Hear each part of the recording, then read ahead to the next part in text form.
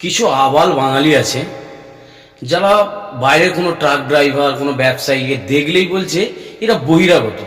আরে বহিরাগত মানে পশ্চিমবাংলা কি ভারতবর্ষের বাইরে? ভারতবর্ষের বাইরে পশ্চিমবঙ্গ? তো তোমাদের মাথায় এটা ঢুকছে না? পশ্চিমবাংলার কিছু লোক তো বিহার, উড়িষ্যা, গুজরাট, মহারাষ্ট্রে তারাও কাজে যায়।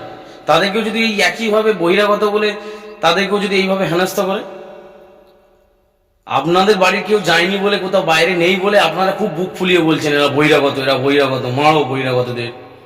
কিন্তু যাদের বাড়ির লোক আছে মুম্বাই, মহারাষ্ট্রে, ইউপি, বিহারে যারা আছে, তাদের বাড়ির অবস্থাটা একবার ভাবুন তো।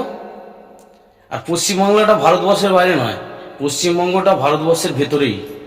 আর যারা এগুলো মানে বহিরাগত বহিরাগত বলে চেঁচাচ্ছে, এদের মোটিভ কি আছে সরকারের কাছে অনুরোধ, এদের চেক করা উচিত।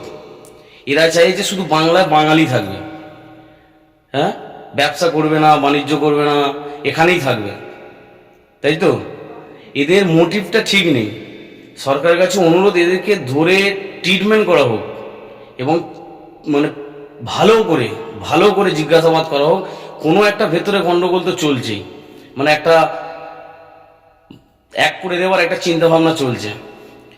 এই জন্যই এরা বহিরাগত বহিরাগত বলে চেঁচাচ্ছে। বাঙালি সব জায়গায়, ভারতবর্ষের যে কোনো জায়গায় বাঙালি যেতে পারবে এবং বাংলাতেও ভারতবর্ষের যে কোনো জায়গার লোক আসতে পারবে। এটাই ভারতবর্ষ। তুমি সবাই কি বহিরাগত বলে চেঁচাচ্ছ? বহিরাগত, আমি অমুক পক্ষ, আমি বহিরাগত। হ্যাঁ, তোমার কথাই চলবে বাংলা, তোমার কথাই চলবে বাংলা। বাংলার লোক ইউপি, বিহার, গুজরাটে গিয়ে ট্রাক চালাবে না, ব্যবসা করবে না, ঘুরতে যাবে না। হ্যাঁ, সাবধান হয়ে যাও। তোমাদের চিন্তা ভাবনা লোক বুঝতে পেরে গেছে, আর বেশি দিন বাকি নেই।